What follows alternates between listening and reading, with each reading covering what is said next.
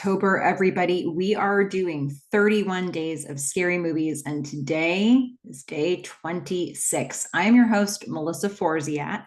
I'm a keynote speaker, and my topic when I speak is called Take the Doughnut, which is another way of saying carpe diem. It comes from this weird thing that happened to me in college where I left an actual donut on a table, and that became an object lesson for me in what it looks like to leave opportunities behind. So I don't want to do that anymore. I want to take the donut.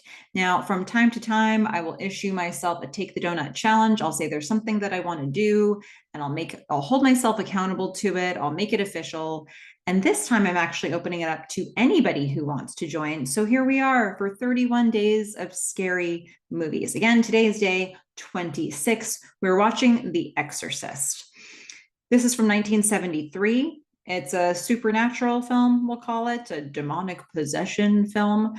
This is directed by William Friedkin. It's written by William Peter Blatty, and it stars Ellen Burstyn as Chris McNeil, Jason Miller as Father Damien Karras, Max von Sydow as Father Merrin, Linda Blair as Reagan, Lee Cobb as Lieutenant Kinderman. And then I think it's worth saying that the voice that's possessing, the possession of Reagan is actually, I believe, Mercedes McCambridge, because certainly that's not going to be Linda Blair's voice.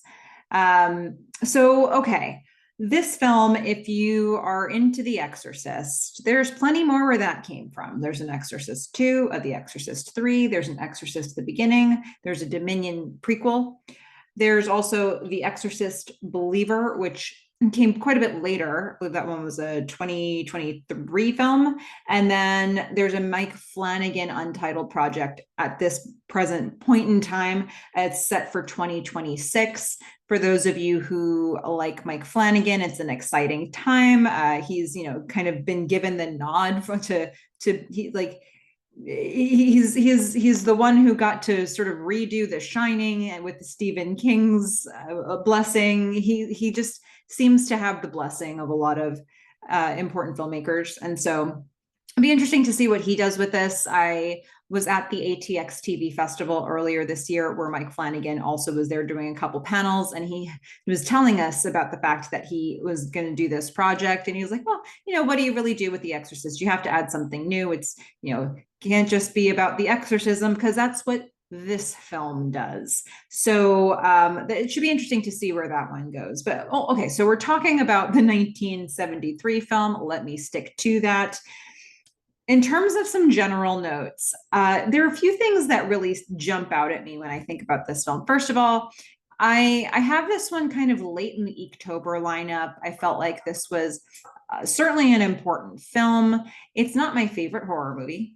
Am I blaspheming to say that? Might be. But it's a very important film, and one that's important from a lot of different standpoints. I mean, this one was highly recognized at the Academy Awards, nominated for many things in the year that it was being nominated. And that doesn't typically happen with horror movies. Horror movies are sort of in a class of their own, and they're not generally given that kind of consideration. So, this film has a very cinematic quality. It has very, I think when you think about even the runtime of it, most horror movies are going to land around that 1.5 hour mark. And, sometimes even leaner than that. And some of the films that really have something to say, some of the ones that we would consider iconic, they're going to have longer runtimes, things like The Shining, things like this film. And so this one, it's up and over 2 hours, and that's what it wants to do. It has some things to say. And what's particularly interesting to me about that runtime for this film is that the pacing of it goes at a pretty quick clip. Now, one of the reasons that I don't connect with this movie as much myself is not because it's not scary to me, because to be honest with you, I've watched so many horror movies that I'm pretty desensitized to them. So this not being scary to me isn't really much different from other horror films not being scary to me. But something that I often connect to more in TV and films is when there's a lot of character development, when you get a lot of time, when you get a lot of dialogue. And in this film, they move fast. The way this is paced, is really, the whole beginning is really moving. They have a lot of different people to give you a backstory about. They're constantly moving the camera. The camera is constantly panning through scenes and following people through sort of new images, you know, walking through neighborhoods, walking through areas. And then you're just meant to get like a little snippet. If you summarize the scenes are almost just, you know, like the scenes themselves are almost just a summary of themselves. They're just trying to accomplish things. And then by the time you get to the end of this film, we're going to get a longer than 20-minute exorcism. So, you know, we really are meant to sit with that for a while. And it's this really interesting thing where we're keeping it moving and then we stay. And you're almost so trained at this point to think like, when are we going to get out of this room? When's the next thing that's going to come? And instead, the movie ends and people perish. So it's an interesting thing in terms of how it was paced. They really have a buildup that's going on here, and then by the end of the film, hopefully that, you know, that exorcism, it has to be the thing that works for you. It has to be the thing that you hold up. You have to be impressed by this exorcism because that is what this film is lifting up at the end of it. Now, okay, so that's a general note about pacing. I just want to make a comment about the people who work for Chris. This all falls into other duties as assigned. Am I right? How are these people still working for Chris? Look, I get Chris is not going to get up and leave because Reagan's her daughter. She wants to save the girl. She loves her daughter. What's up with Carl and the woman and the assistant? Like, why? What? There is no way she's paying them enough for this. It's like, honestly, I thought about general notes that I have, and that was top of mind. In fact, I wrote that down during the film because I was so like, why? Why are these people doing this? No way. No way would I be doing this if this were my employer. Nope, not happening. But you know what? I've seen a lot of horror movies and I know what to avoid. It's basically everything they're witnessing. Unbelievable. Okay, one other thought here, of course, I have to say makeup. You know, over the years, there have been more advancements, more developments, more, you know, different styles of horror movies that take you even further in the direction of makeup and prosthetics. And I'm sure in 1973, they didn't have anywhere near as much available to them as we do now. And yet, they did an excellent job. Okay, they did an excellent job making Linda Blair, making Reagan look just more and more possessed. Between the just the gashes and the wounds, the scars all over her face, she's got like an increasingly more gray green coloring to her. She looks like she hasn't slept in a year. I mean, you can't even, it's so funny because we get so close to her face and her body for so much of it. And yet, you know, I didn't freeze the screen to really analyze the work that the makeup artists would have done, but it holds up. It holds up with close-ups. It holds up when you have to see what's happening in her face. And, you know, I think lighting probably also had a bit to do with the effect of it all. I think also the fact that as her coloring is getting different, as her you know, as the makeup is getting more extreme, the room is getting colder, so we're meant to be seeing like the fog of the breath coming out. So there's a lot of things to sort of disrupt the visual of it, but I am so impressed by the mood that they create. You know, you don't want to look at her face, you want to look away, and it holds up for me. I think it's great. But let's talk a little bit about the scenes. And again, you know, the whole beginning, we're moving through things pretty quickly. So even my summaries of scenes are kind of the scenes. You know, we open up, we start, it's a really interesting beginning. They give you a sense of all these different places, and they're not going to explain why they showed you part of this until way later. But we're going to open up on a house in Georgetown. But then, and we're going to see a Virgin Mary statue. So we're getting the religious imagery in right from the beginning. We're going to get an opening title, and then we're going to see the sun setting in northern Iraq. Because why? It's going to take forever for us to find out why. So long that you may even forget that this happened. But it's quite a beautiful picture that they create for us of what's happening in northern Iraq. There's an archaeological dig. It's very active. A lot of people working on this site. We're going to see a kid running to get somebody we're going to come to know as Father Merrin. We won't know that until quite a bit later. They found something very exciting. So Father Merrin is going to go check out all the loot, all the things they've found, a whole bunch of different trinkets. And he kind of reaches into a hole that hasn't been fully excavated yet. And he finds this peculiar looking talisman. And so he's going to take a break. We're going to see he's very shaky. He needs a pill to steady himself. I don't know what that's about, but he's not well. He's older. He's got some sort of malady, and the pill is how he functions day to day, pretty much.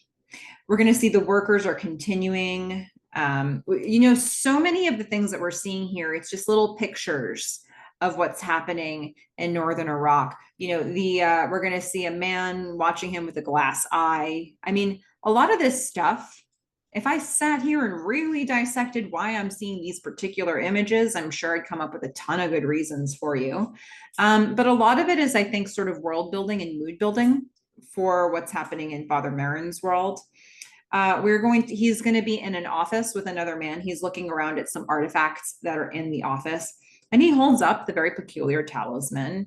And the guy in the office with him says, "Evil against evil." Okay. Feels like a message for later in the film, if I'm being honest. Father Merrin says, I need to head out. He is going to leave that office. He's making his way. He's traveling across Iraq to another site. And he's going to go and he's going to see a statue. Now, I'm thinking that this talisman is reminding him of something that he's seen before. So he goes to a more full-size statue. He is going to, when he gets to it, he sees a man watching him, and he sees dogs fighting to the death. And this statue has kind of an evil face, a bit like the talisman he was holding. And then we're going to see this beautiful image of Father Merrin and this statue kind of facing off on opposite sides of the screen, looking right at each other as we look into the setting sun. And there's a lot of sort of blending and fading happening. That technique is used kind of a lot of almost like double exposure looking scenes where you're seeing a sunset and you're seeing them, you're seeing a Reagan and you're seeing the demon. Like it happens a lot with this, where there's this sort of double exposure look to it. So we're going to now go from this location in Iraq to Georgetown.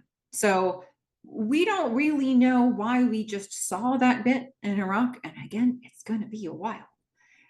In a way, I feel like this film needs a second viewing, because you get a lot of pieces of information, and not always in the timing that you think you're going to get it. It's not spoon feeding you.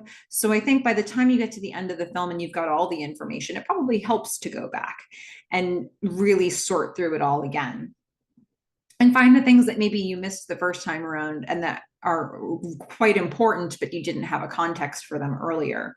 So we're going to see, we're in Georgetown. It's late at night. Chris is working. She's in bed. She hears a noise. She's going to investigate that. And you know what?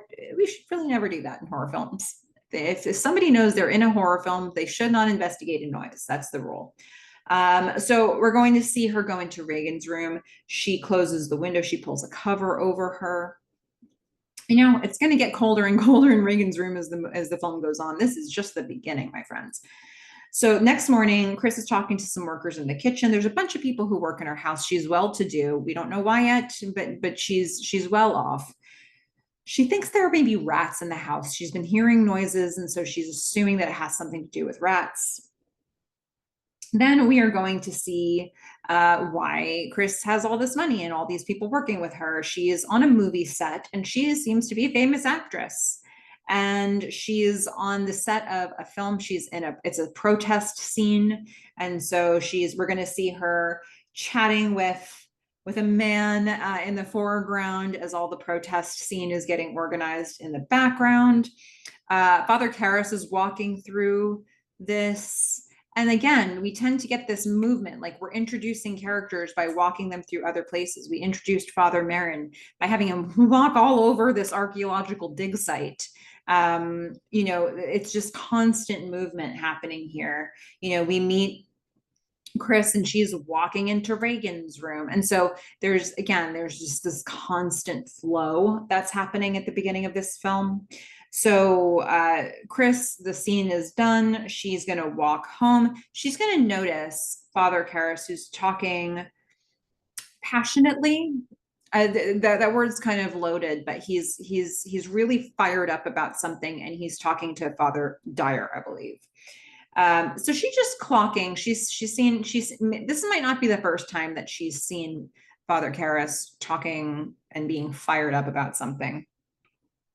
She gets home and she's going to get an update from her assistant. Reagan is going to come down. We're going to get some updates on her day. And I think what's really important about this is that, I mean, my assumption here is that Reagan is already been slightly possessed. Like the possession has already begun. And I'm guessing this because of the window being open and the cold room situation and the noises happening in the house. We'll have more ways to explain this in a bit. But at this moment, Reagan still seems to be herself, at least to her mom. And that's really important for us because we need to see the baseline so that we can see how far away from that she gets by the end of this film. And actually, we don't even need to see how far away she gets by the end of the film. We just need to see some of the stuff that happens early on to know this is not Reagan, because Reagan and her mom have this really loving, playful, joking friend relationship. Chris is still the mom, but they have a friend relationship. That's very clear here. Reagan's joking around. She wants a horse. Actually, she's kind of serious. She really does want a horse. And Chris is like, not in Washington. Reagan's like, but somewhere, like, yes, maybe, like, how soon can we get this horse? Reagan might be a little spoiled. So, you know, she's probably used to getting the things that she wants, although she might not have all the people she wants because her dad's not in this picture. We'll learn more about that in a moment. But first, we are going to go to the subway. We're going to see what's up with Father Karras. We have to actually meet him because we've sort of seen him a bit. There's a homeless man who's at the subway station, and he asks Father Karras for support, for some help. Father Karras doesn't exactly ignore him. He definitely sees him, and he does nothing about it. Not necessarily what you think is going to be happening with a priest who's the main character. He's going to go into a home. It's his mom's home. He's got this, he goes into this small room. He kind of gets things set up. We're using all these panning shots to sort of bring him across a neighborhood into this house. We're going to go across the room. We're going to see he was a boxer. And we're just getting all this background very quickly. We're just going to keep this camera moving. This is the home of his mom, and he's there because he's caretaking. He's looking after her. He's checking on her wounds. He's making sure that she's all taken care of. He feels like maybe she shouldn't be trying to age in place. She might be past that point, but she is militantly not going to leave this house. She says, no way, not doing it. She doesn't think that he's doing well. And she's right.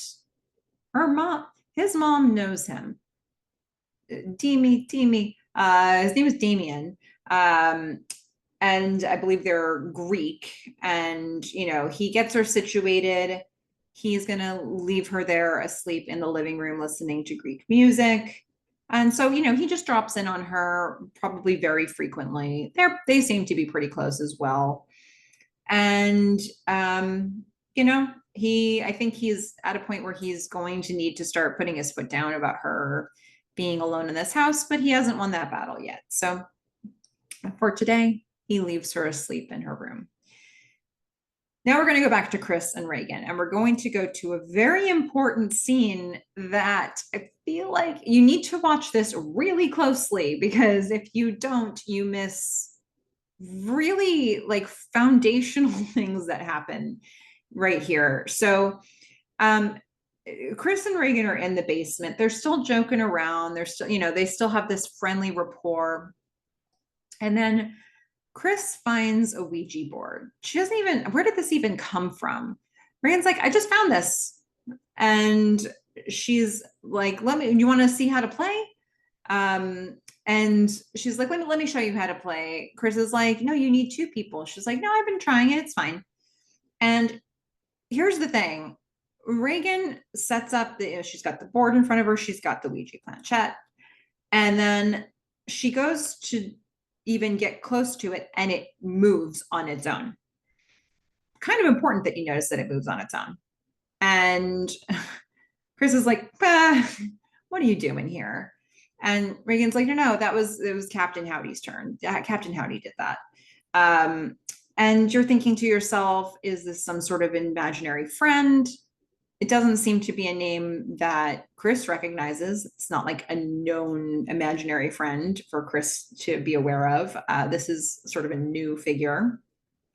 But so this Captain Howdy figure is sometimes moving the planchette, and Reagan's going to make a joke out of it. She's going to ask it like, questions, about her mom's life, and she's sort of joking with her mom through it. And we make light of it, but at the end of the day, Reagan has already been playing with this. Chris did not recognize it. She doesn't know where it comes from. Where did this thing come from in this house? They've been in this house for Chris's job. So I guess she just found it here. But it seems to me that before, when Reagan was playing with it, she unleashed something. And this is us seeing the evidence of that. But Reagan's already got a name for this thing. This is not the first time this is happening. And to me, that it's going to explain the noises we've been hearing in the house. It's going to explain the open window situation, because that's going to escalate and get even worse. And so, pretty important moment here. And that's my interpretation of it.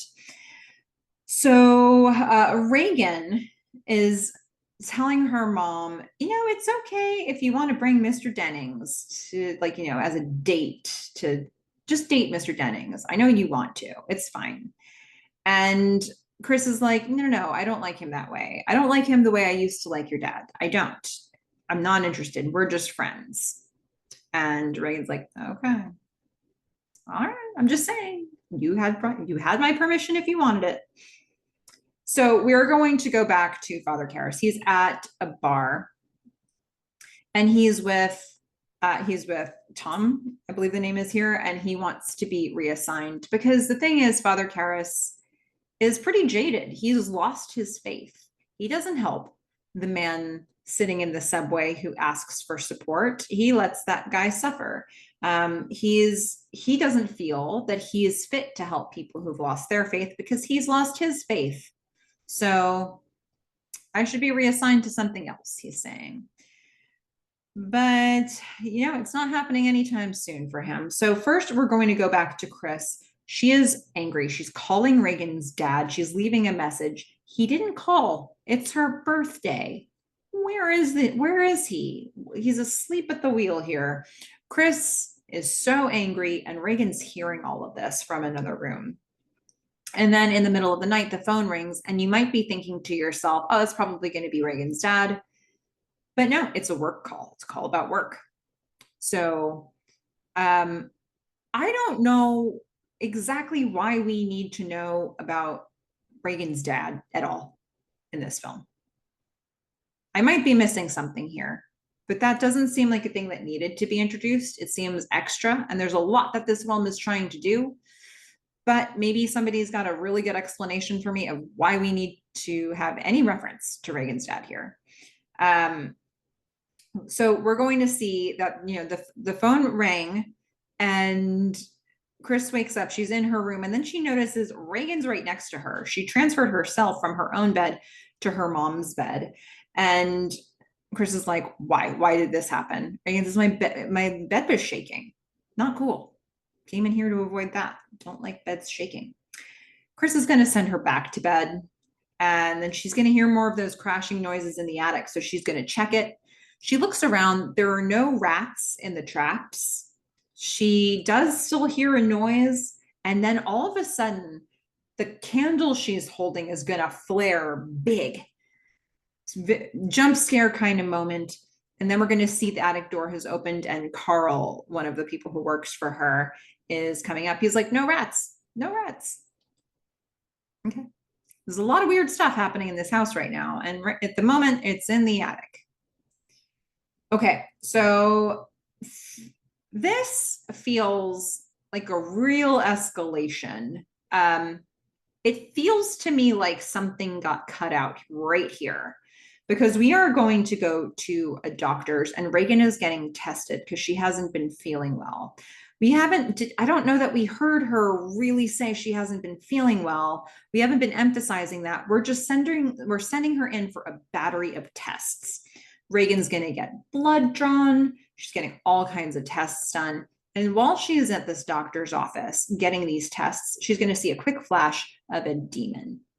We're going to get these slightly longer than subliminal message images just that pop onto the screen at all different times in this film. So this is one that we're getting when she's at the doctor's office and she's becoming very quiet and withdrawn. And the doctor's saying, can you feel this? Can you feel this? She's saying, I don't feel anything. She doesn't want her temperature taken. And she starts, her behavior is changing radically even during this doctor's visit. She's humming at the door ominously. The nurse is like, oh. The doctor thinks this is just a disorder of the nerves. He's going to talk it through with Chris later. He's like, it's a disorder of the nerves. It's all good. We're going to treat this with Ritalin. Chris is like, okay, so that'll quiet her down. It's like, no, it's actually a stimulant. She's like, that makes no sense. He's like, no, but it does. See, because you're not a doctor, you don't get it.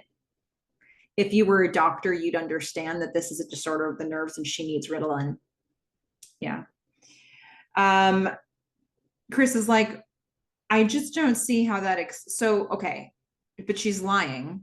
Is the Ritalin gonna fix the lying? And the doctor's like, well, it probably could. And also it could fix the swearing. She's like, come again, what's the swearing? And he's like, well, I mean, she has quite the potty mouth we found during the battery of tests that we gave her. He apparently cursed the doctor during the, she cursed the doctor during the exam. You know what, I'm not gonna even, I don't know how much YouTube's going to love me actually saying the things that Reagan says in this film, this demon says. There's definitely like sexual undertones is the understatement of the century. This demon has a real obsession with sexuality. And in this particular situation, she's, the demon's cursing out the doctor through Reagan and is saying, keep his fingers away from her, okay? And you can fill in the blanks. Now, I do have to say, and just to finish the scene, the doctor advises her against going to a psychiatrist. So I think, it's interesting to see in 1973, I imagine that this is really capturing a spirit around psychiatry, around mental health, around the relationship between mental health practitioners and physical health doctors. So I just made that whole term up. But there's really a skepticism from this doctor, from pretty much all the doctors that we see regarding mental health. And this feels like it's really showing us the time period and what the school of thought was around all of this. Now, I do want to say it's always interesting for me to go back and to see horror films from the 70s. I'm thinking right now about Black Christmas and my coverage of that. And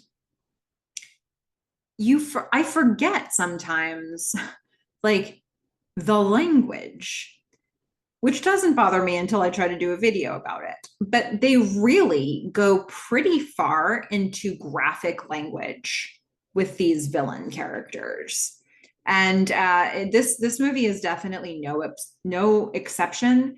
And I think it's so interesting to consider ratings levels and you know, what you were or weren't allowed to say. I mean, decades before this, there were so many regulations that people were dealing with when they were making films, uh, both around how you show romantic relationships and language and suggestive things that you put on screen.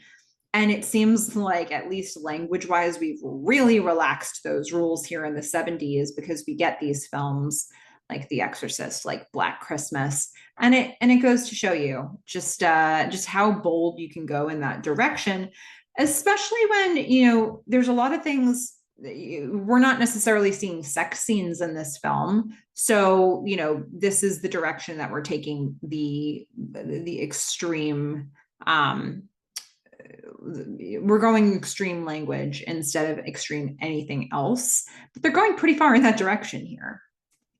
Okay. Now we're going to see a little bit more with the whole state of the union around mental health and how that was perceived. Father Karras is going to go to a mental hospital, and his mother was brought there by his uncle.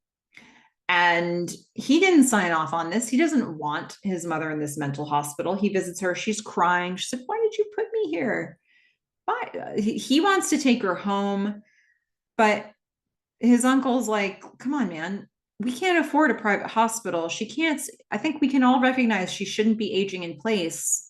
This is, you know, this is what we can do. This is the best we can do for her."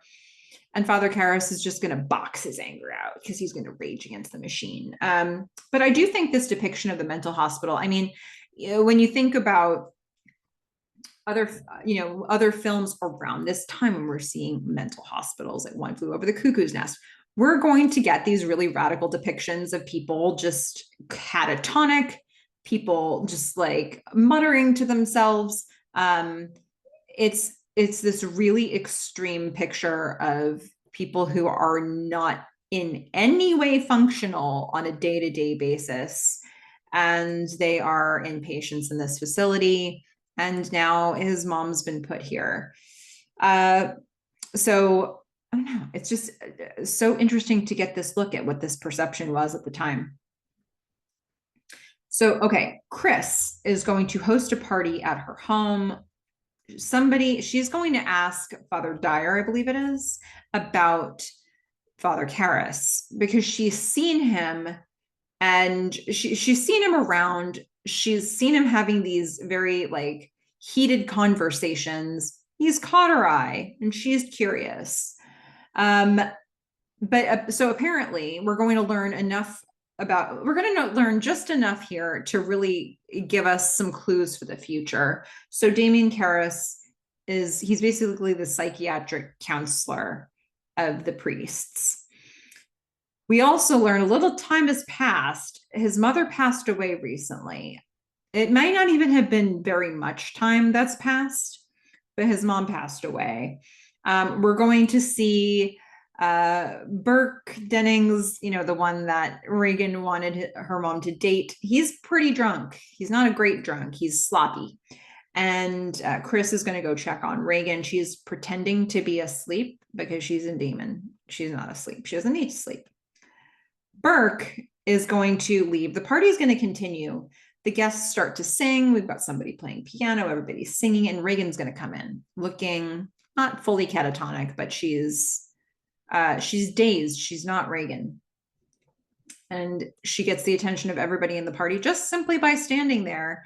And Regan says, "You're going to die up there." Okay. And then she just lets loose. She pees all over the floor. And her mom is, you know, she's very worried about her daughter. She's going to go bring her daughter up to give her a bath. Regan's not speaking in the bath. Chris puts her to bed, and Regan's wondering what's wrong with her. So we're still seeing these little hints that Regan is still in there for now. But then, you know, later that evening, you know, we've got somebody cleaning the carpet in Chris's house. Regan screams, and Chris runs up, and the whole bed is shaking. And Chris gets on the bed to try to hold it down, and it's still shaking and jarring with both of them on it together. So this is a lot, this is a little too much. Chris is going to need to really try to figure out a solution for this at this point. But first, we're going to see Father Dyer is going to visit Father Karras. So we know that Father Karras' mom has passed away. He is very much grieving. He's on substances. He doesn't want to be feeling pain. Dyer's going to put him to bed. And Karras is seeing dreams of his mom where he can't talk to her. She wants to go down into a subway. He's trying to call to her. He can't. And for just a moment, we see a flash of a demon face. And then his mom goes down to the subway, and he's got this, should I be calling it a necklace or a medallion on a chain? It falls. And we're going to see that very thing again later. So, okay, we're going to get Regan back at the doctor because look, the bed stuff, this was a bridge too far. So Chris has brought Regan back to the doctor, and she is not having it now. This demon does not want to be in any way examined. So we're going to get a stream of curses and, sexually explicit language, spitting, screaming, but not necessarily always in Regan's voice. And meanwhile, we're kind of going back and forth between this, and we're going to see Karras giving communion. He is giving mass. We're going to go back to the doctor because we're just sort of checking in on people real quick. We just get these little snapshots and we keep it moving. The doctor, they've done a whole new series of tests on Regan, and he's like, yep, totally know what this is. This is a temporal lobe disturbance. That's what it is. It can cause convulsions. Chris was like, nope, that's not it. The whole bed was shaking. Can't be that. Don't even try. The doctor's like, no, it's her brain. I'm a doctor and I know. It's a lesion, you see. It's a seizure disorder. That's what this is. I know because I'm a doctor. Are you a doctor? This guy. Chris is like, her entire personality changed. Is that a thing that can happen with a temporal lobe disorder? The doctor's like, well, it's not unusual. This guy, you don't know what this is. Can we just acknowledge that you're practicing medicine and you're not sure? Okay. Regan, meanwhile, is going to get increasingly more invasive tests. She's going to get a brain scan. That's pretty invasive to watch this process and how they get into it and all that. And they find nothing there. And the doctors are talking about, they're like, there's nothing there. I don't know. Probably still a temporal lobe disturbance though. The doctor is then going to answer a house call at Chris's house because it's bad over there now, this temporal lobe disturbance and all. Regan's screaming. We're going to go up the stairs with them. It's like this very handheld situation where we're sort of in the action with them. We're going up into Regan's room to see what's there.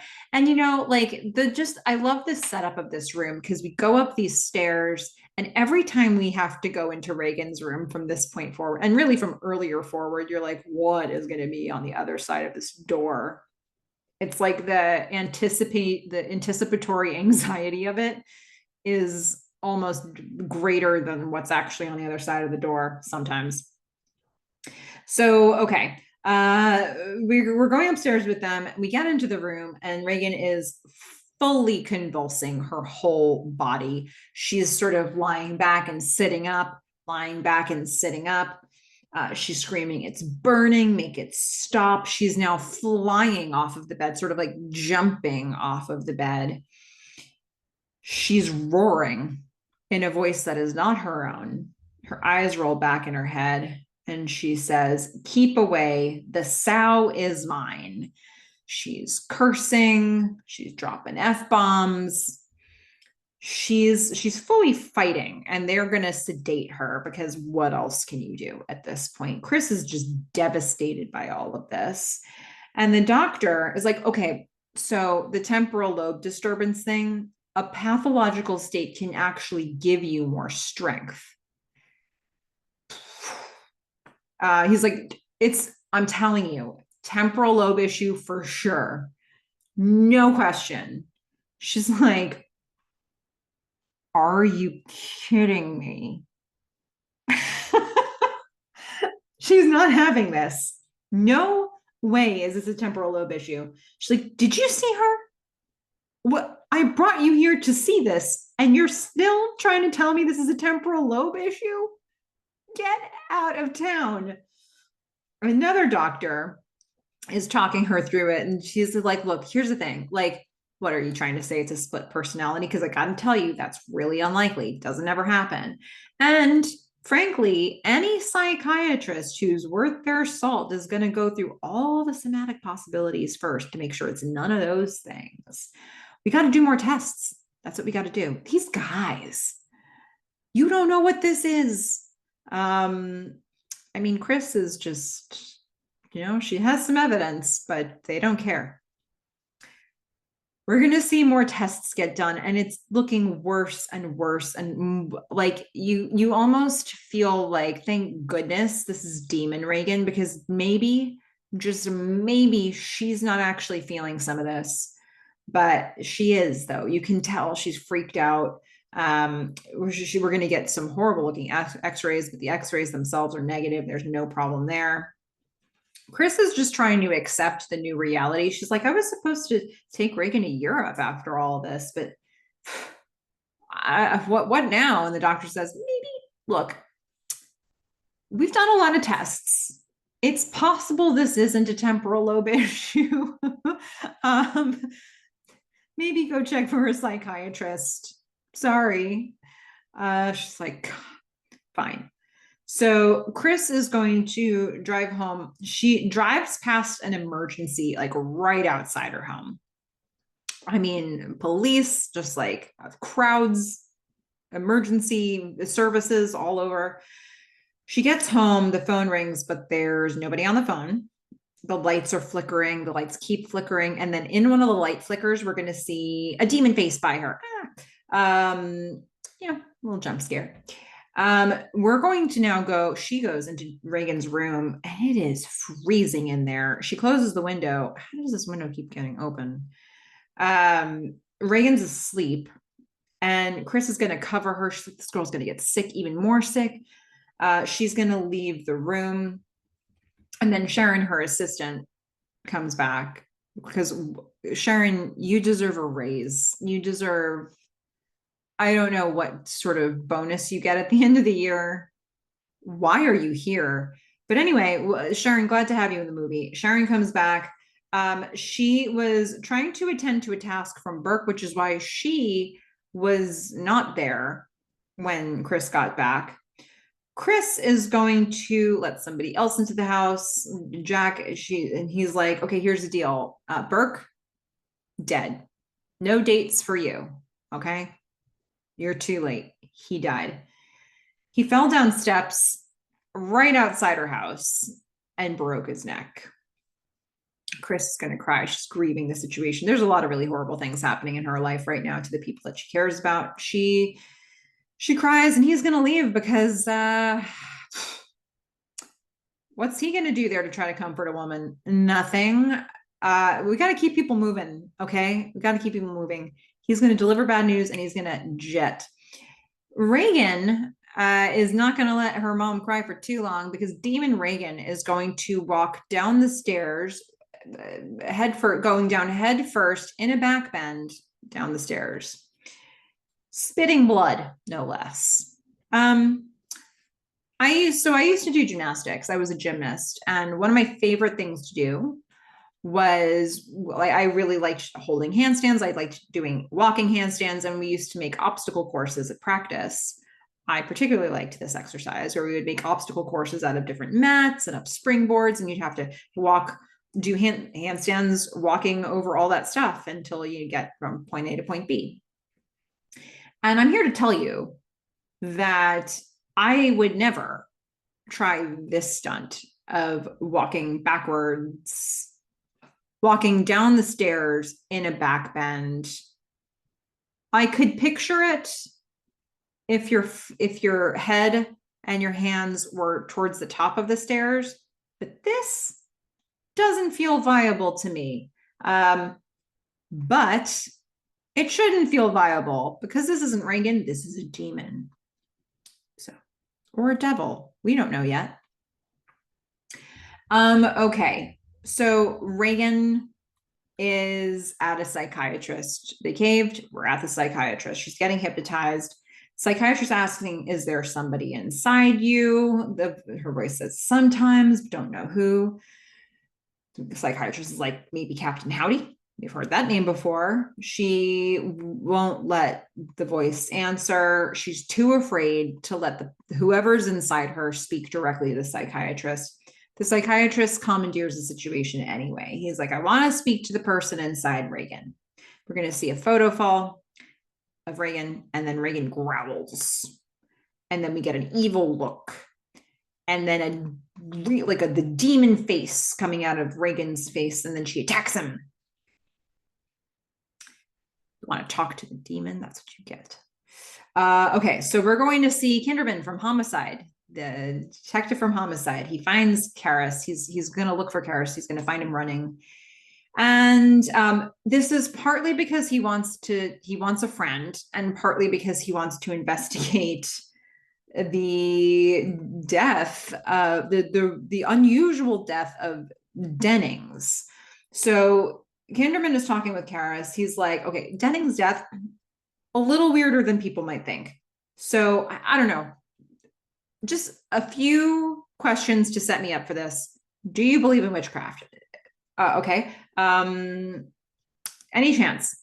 Karras is like, well, funny you should say that. I actually did a paper on it once from the psychiatric end. Kinderman's like, yeah, I knew that. And so here's the thing. Denning's head was turned around, like facing backwards.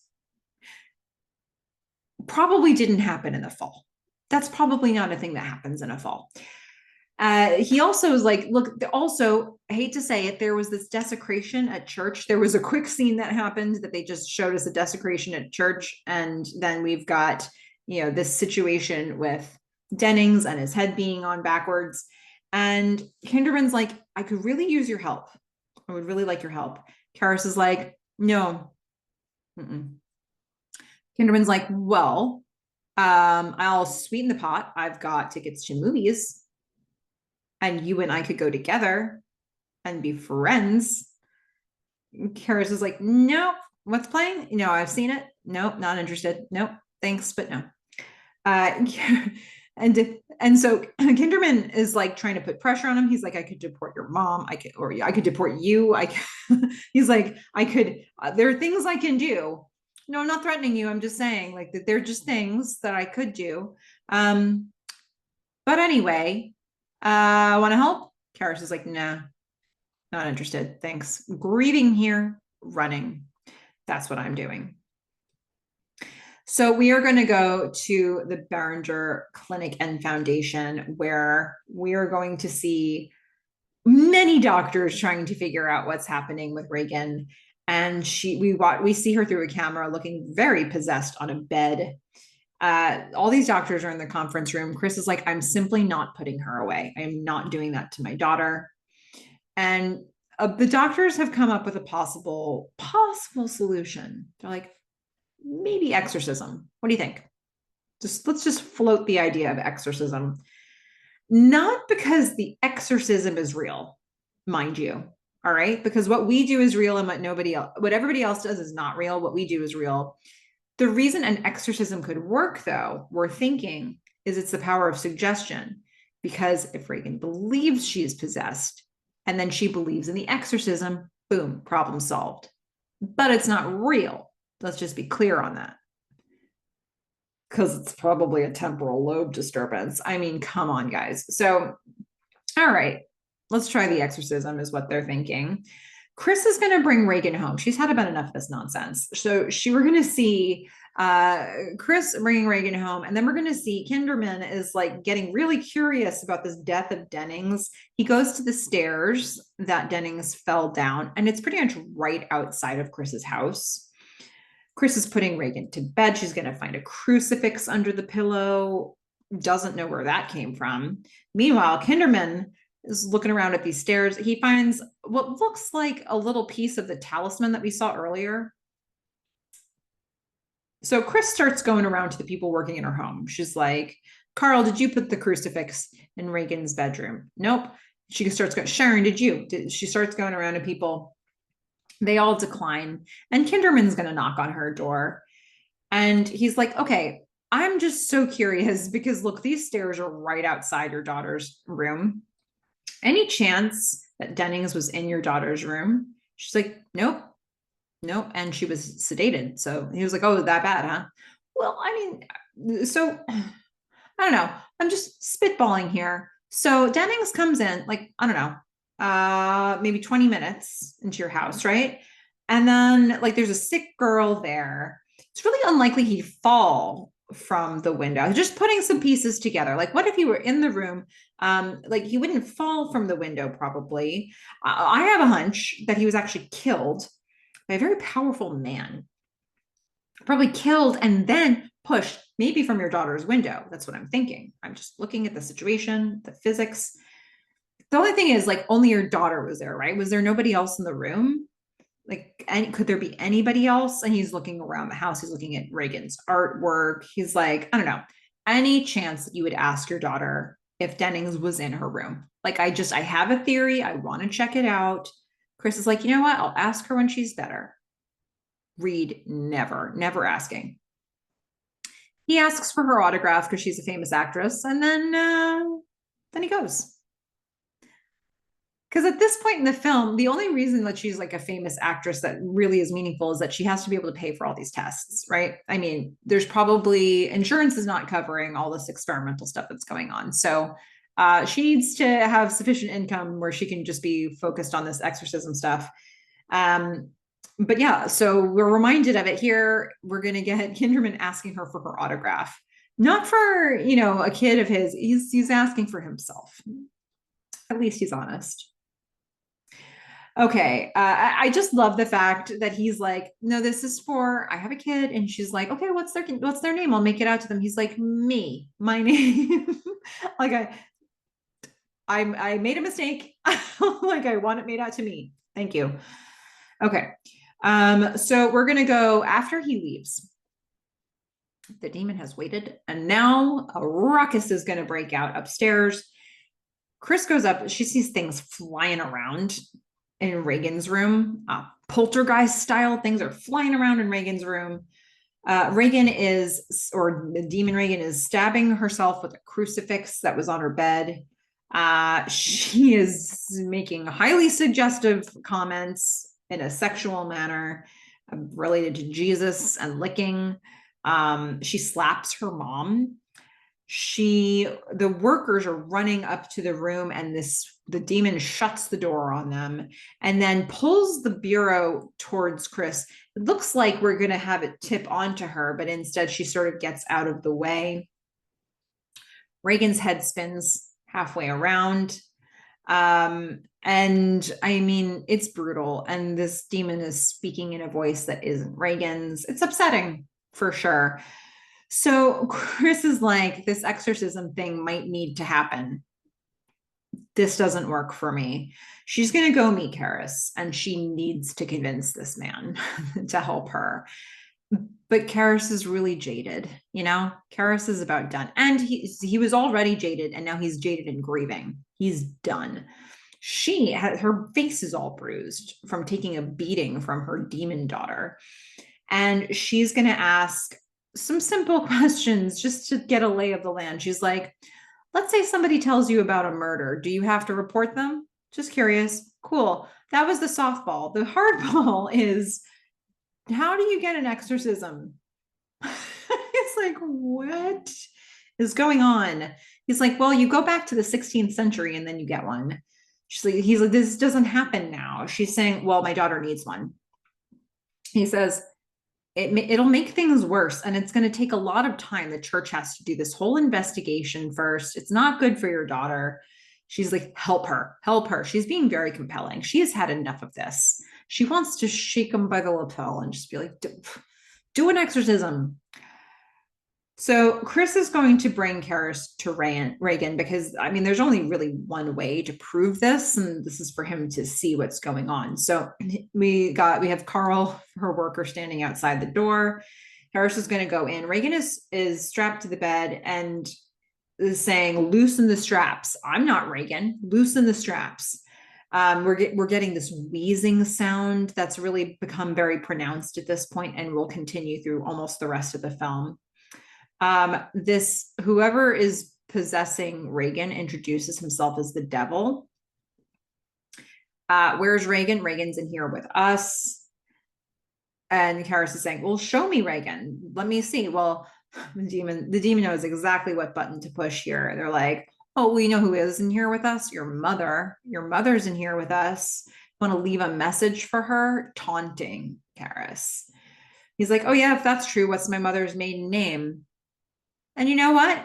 We're not going to answer that. We're just going to vomit a lot of pea soup. So I have to tell you, I don't believe this has come up yet in EEKtober because I've been avoiding it. But one of the reasons that it took me sort of a while to really watch this film is that I've had a emetophobia for my whole life, fear of vomiting. And it's something I've been trying to work on recently, at least regarding the stuff that you can work on with exposure therapy, which is basically watching scenes on TV and movies. But for most of my life, this was like vomit scenes were far scarier to me than any horror movie. And there are a lot of throwing up scenes in film and TV. They use that convention a lot. And I knew that this movie had a pretty exaggerated pea soup vomit situation. So I didn't watch it forever. Now I'm better with this particular trigger. But when I actually watch this scene, the vomit, not really, it's weird, but it's actually not that triggering when you really get into it. The anticipation of it, I think, for me, knowing that it was coming was much worse.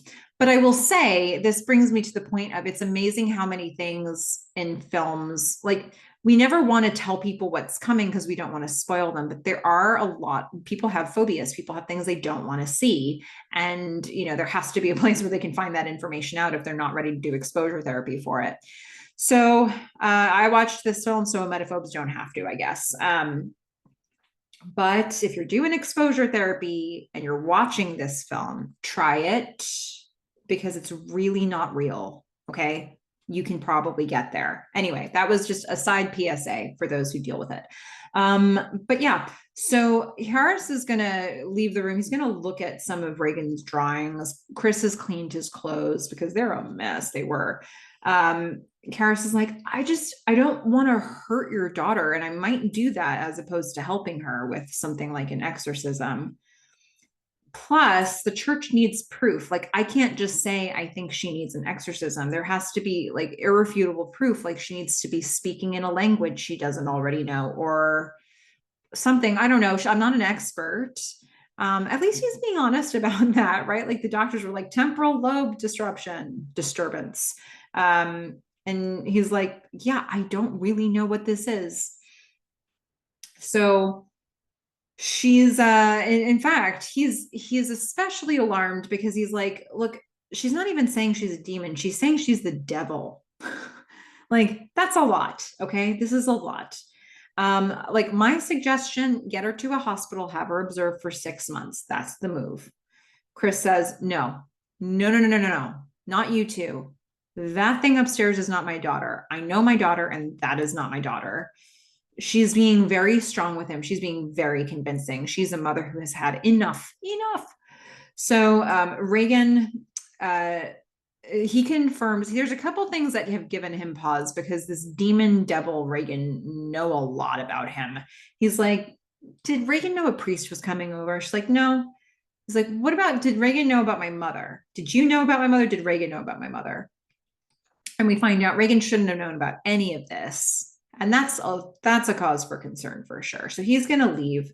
And then we're going to see him doing some independent research. He's going to hear a message. He's listening to a message that Reagan left for her dad. And he's hearing the real voice of Reagan. And he can have this basis for comparison. The Reagan we met at the beginning of the film, that's who he's hearing in this voice message. We're going to see him still giving some more thought to things. He's giving communion at Mass. Once again, we're coming back to that. We keep having that touchstone of him giving communion. And then he's going to go back to Regan. He's given this a lot of thought. He goes back to Regan. Regan's fully a demon. She's like, what an excellent day for an exorcism. Karis is like, you would like that? And Regan's like, oh, yeah, that would bring us closer together, like you and all of us inside Regan's body. The demon opens the door for Karis, just playing with Karis at this point. The demon has full control in the situation, speaking Latin. Karis is trying to speak back in Latin. He's recording it. And then Karis is going to put what he says, I'm putting holy water on you. I'm putting holy water on you. And the demon's screaming and speaking in another language that Karis doesn't recognize. But then Karis goes and debriefs with Chris. And he's like, here's the thing. First of all, where's her father? Fair question. Chris is like, the father's in Europe, not a factor here. Why this person comes up again, I don't know. Honestly, Regan is, he's like, here's the deal. Regan acted violently to the holy water, except it wasn't holy water, it was tap water. And so that doesn't really support the case for possession because it was more like a power of suggestion thing. Chris has said, you don't understand. This is so serious. Like, whoever that is upstairs killed Burke Jennings or Burke Dennings. We can't mess around with this anymore. All right. This is a murderer up there. Okay, fair enough. So Harris is going to take this to the next level. He's going to share the tape of Regan with an audio guy. He's trying to get, like, is there anything that I captured on tape that can be irrefutable proof to the church? Kara says, well, the audio guy says, well, it's not actually another language. This is just English in reverse. And he plays the tape back and we're hearing things like, I am no one. So just, some disturbing references. Karis is going to call over to Chris's house, again, gathering more evidence that he can bring back to the church. Regan's room is absolutely freezing. She's wheezing. The assistant, Sharon, is going to show Regan's stomach. And she pulls up Regan's shirt a little bit so we can see her stomach. And we can see the words, help me, appear through her skin. That's a pretty cool touch. Wasn't expecting that. I like that touch. That's pretty neat. I like this idea that Regan is sending a message from, through her own body, without trying not to get noticed by whoever is possessing her. So, okay, fair enough. This is creepy. This is alarming for sure. Gotta tell you, this again, Sharon, this falls into other duties as assigned. Okay. You can just say no to new tasks. Why are they, no way would I be examining the body of somebody who's demonically possessed. Hard pass. How did she discover this? This is ridiculous. Okay. So we are going to get, Karis is going to make this case for an exorcism now. He's got just enough evidence. He's going to make the case. And we're going to get a discussion between a couple priests. They're like, all right, let's do it. Let's go for it. But Karis can't do this alone. He has no experience. Let's bring in Marin. Remember Marin from all the way back at the beginning of the film in Northern Iraq? Let's bring him in. He does have experience with this. Remember, it was in Africa. It lasted for months. So you're thinking, oh my goodness, how long is the exorcism in this film going to go?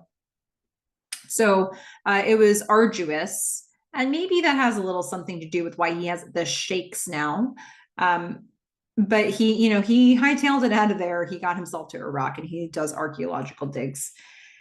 But they think that this is the guy because he's like, you can't go back to the 16th century and find somebody who did it then. So you can find Marin at the very least. So Marin is going to be called to an exorcism. Somebody runs to him and says, here's a note for you. Like, there's a message for you, sir. And he is going to be called to do this exorcism. We're going to see Regan's face. The demon knows that Marin is coming. They're waiting for him. And Karis and Marin are going to meet. And this is going to be, an unfortunate meeting for the two of them because these two are not going to survive this film. But it's a pointed and remarkable moment that they have now finally connected, and we've brought the two worlds of this film together. The demon's screaming as he, feels the presence of these priests in the house. Marin is going to ask Karis to gather some supplies. You're going to hear the demon groaning like a lion.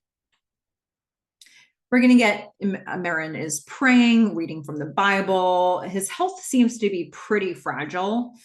And Marin and Karis are together, and Marin's going to share the rules of this process. He's like, avoid conversation with the demon. That will get you nowhere. The demon lies. He wants to confuse us. He wants to attack us psychologically. So don't engage. Karis is like, okay, let me just share the background. I've been doing some research on this. There are 3 personalities in Regan. Marin's like, nope, there's only one. It's just the one. Again, remember when I said confusion, it's just one. So Marin and Karis are going to approach the room. We're going to get more moaning. Marin is going to ask for Regan's middle name from Chris, which it's Teresa. So he's got the full name so he can use that when he's talking to the demon. Marin is getting prepared. And this demon, my goodness, the vocabulary. What a potty mouth. Wow. And again, like a lot of sexual language. So that is very specifically the language that this demon uses. And we're going to see more spitting of pea soup, this time projectile right at Marin's glasses. Marin keeps going. He's reading the Bible, and, Demon Regan is wagging its tongue, and Karis and Marin are reading together. The demon is trying to say things to incite Karis. He's saying things about Karis's mom in hell. As they continue reading, the bed starts to lift a bit. The demon groans. Marin's throwing holy water on it. The bed really lifts, and Karis is like, oh my God, just shocked by all of this. And then we're going to get, the demon really vomiting more soup. Green stuff. I'm not supposed to know that it's soup, but it's really thick. It's so cold in this room. You can see the fog of the breath coming out.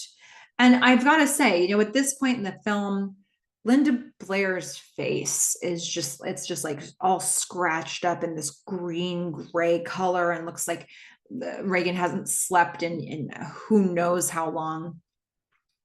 The demon's laughing at all of this. Marin is getting the shakes again. He's coughing. He's really struggling. I've lost all sense of how much time has passed at this point. Fathers Marin and Karis, they've definitely been giving it their all, but how much time has actually gone by here? There's verbal sparring that's happening between Marin and the demon. Things are falling around the room. The demon's head turns a full 360. And then we're going to see a demon sort of you can see like the double exposure. There's Regan's face and sort of demon behind the eyes. The demon says to Karis, you killed your mother. You left her alone to die. I mean, you want to get that guy thinking that's how you do it. Marin's praying. Regan herself is now going to levitate. And was she not strapped down for all of this, or did she break through it? Maybe this is not a thing that I should be wondering about. Because is that where my suspension of disbelief stops? I mean, come on. Okay, so her eyes roll back in her head. And they're going to repeat over and over again, the power of Christ compels you. They're going to keep doing that. Marin's going to keep throwing holy water as they're saying that. And Regan's going to slowly start to float back down to the bed. And then we're going to see sort of this blue light fill the room, and the statue that we saw Marin facing off against earlier, that sort of evil statue, we see that shape in the room as well. Marin's going to keep continuing. Karis is exhausted. He's struggling. And the demon is wheezing. They're all tired. All of them are tired. Well, I don't know if the demon really gets tired, but I feel like the demon's tired. Marin says, okay, let's rest, and then we'll start up again. Marin's going to go out. And he and, Damien, Karis are going to be sort of regrouping a little bit. Marin's like, look, the point of all this is to make us despair, to reject the possibility that God could love us. Marin's going to leave Damien. He's very shaky. He's going to take another pill. Karis is looking into Reagan's room, and he sees his mom sitting up looking at him, and the demon's like shape shifted for him. And then we see that it's actually Reagan. Karis is mopping sweat off of Reagan, and Reagan is speaking in his mom's voice. He's checking her heart. He's like, "You're not my mother." And Marin is like, Marin comes in. He's like, "What's happening here? This is not your mother. Get out. Go, go, go. Like, stop."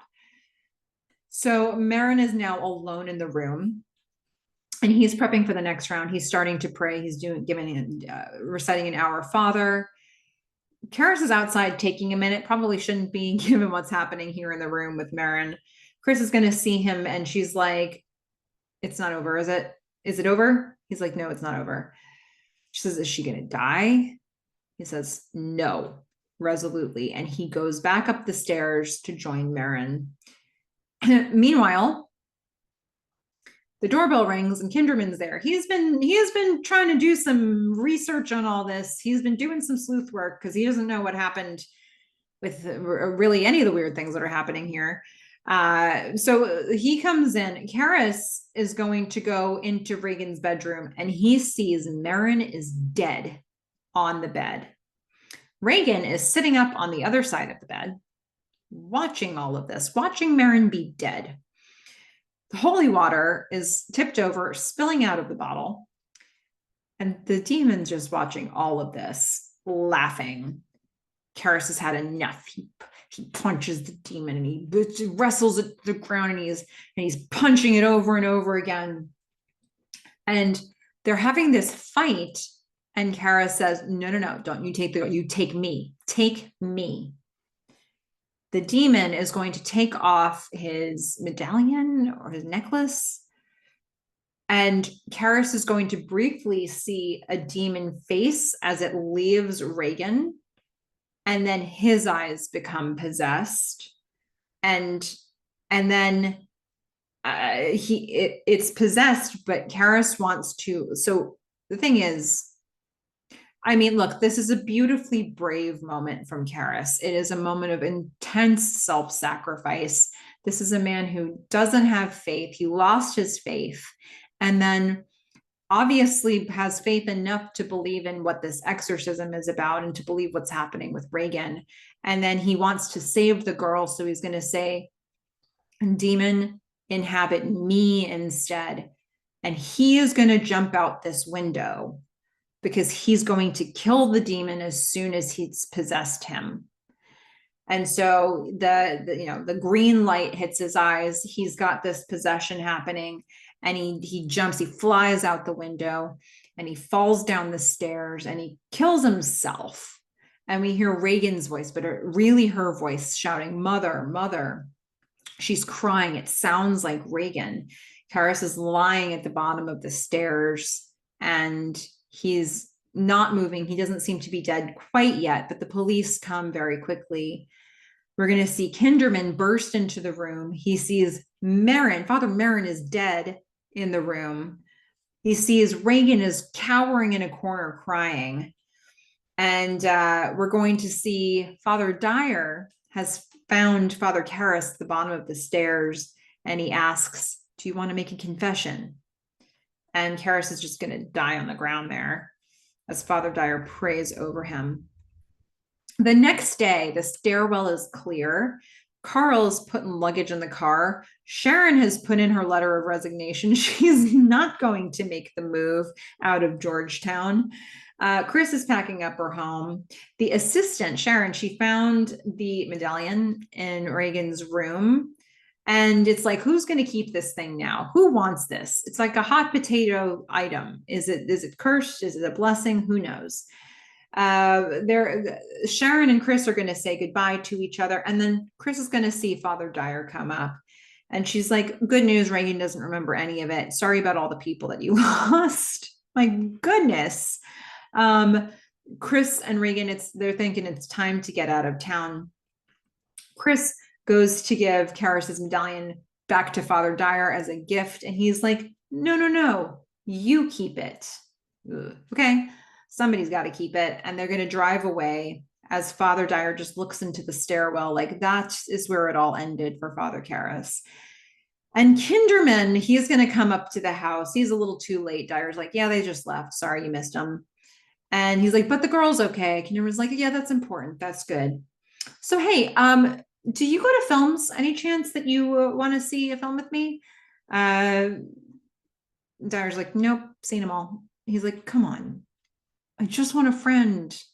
This man's a film enthusiast, all right? That's how he makes friends. So Kinderman's like, well, okay, how about we go to lunch instead? And then they go to lunch because it's the beginning of a beautiful friendship, if you will.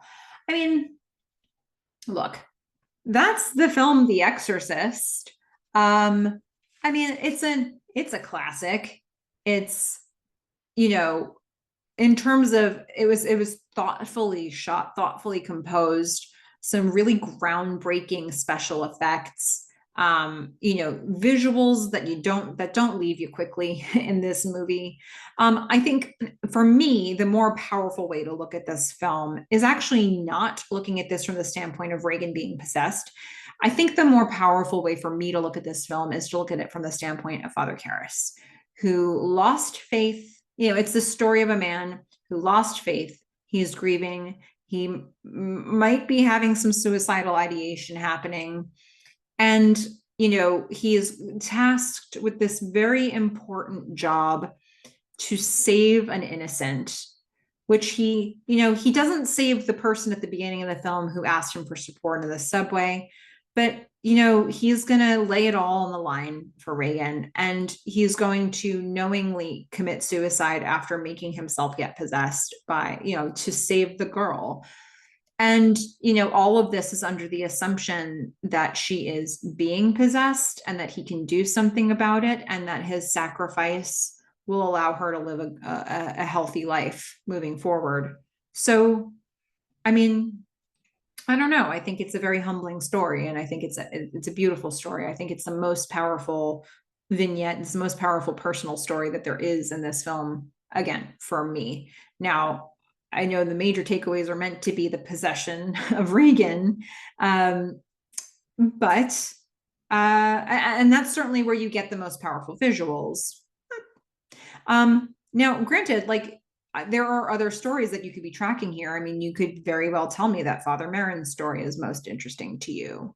Maybe the story of a mother who doesn't give up in Chris is the story that you want to track. There's several different stories here that you could be following, and which one matters the most to you? It might be different from person to person. So there's that. I do feel like this film, for the length of the runtime, the scenes are really just like, they just dance upon, the scenes are like Cliff's Notes versions of themselves sometimes, until you get further into the movie, and especially into the exorcism. We're really just trying to keep the plot going. There's a lot of different stories that we're tracking. We have to pull people back together. And, we have to get Father Merrin into the situation, and we need to understand where he's been off to and why. Like, we have multiple different, like, what's this talisman that he has, and who's who's actually possessing Regan, and what was in the Ouija board. Like, how do all of these things connect? This movie doesn't really attempt to go super deep into answering all this stuff for you. It might give you just quick surface answers that you're going to have to be happy with.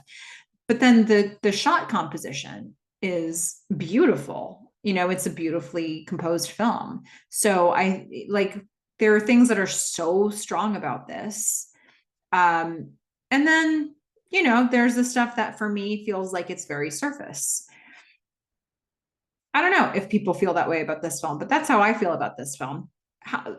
So the question is, how do you feel about it? I would love your feedback on The Exorcist, but here's a particular type of feedback I'd really like. Like I said, I've watched so many horror movies that I'm desensitized to the horror. So my ScaryMeter is flat out busted. I would love for you to rate this film in terms of how scary you think it is. Go get your ScaryMeter out and rate it from 1 to 10. 1 being, that was not scary. 10 being the scariest film I've ever seen. And anything in between. Let's see where the average lands and see, like, roughly what we think about The Exorcist nowadays. And next time, it's going to be day 27, and we are going to watch a film called Christy. It's a 2014 film. It's a survival film. I love this film. Look, I'm really into home invasion and survival films. They tend to be the most effective for me. This is not, I don't think that this is a very well-known film, but I found it and loved it. And I'm pretty excited to be able to mention that one at the end of this recap about The Exorcist, because I'm hoping this helps some people discover Christy. And if you're into survival, if you're into that type of subgenre, then you might very well be into this film. So can't wait for you to check that one out as well. I hope you'll join me for that. And happy EEKtober, everybody. Get spooky, get donuts.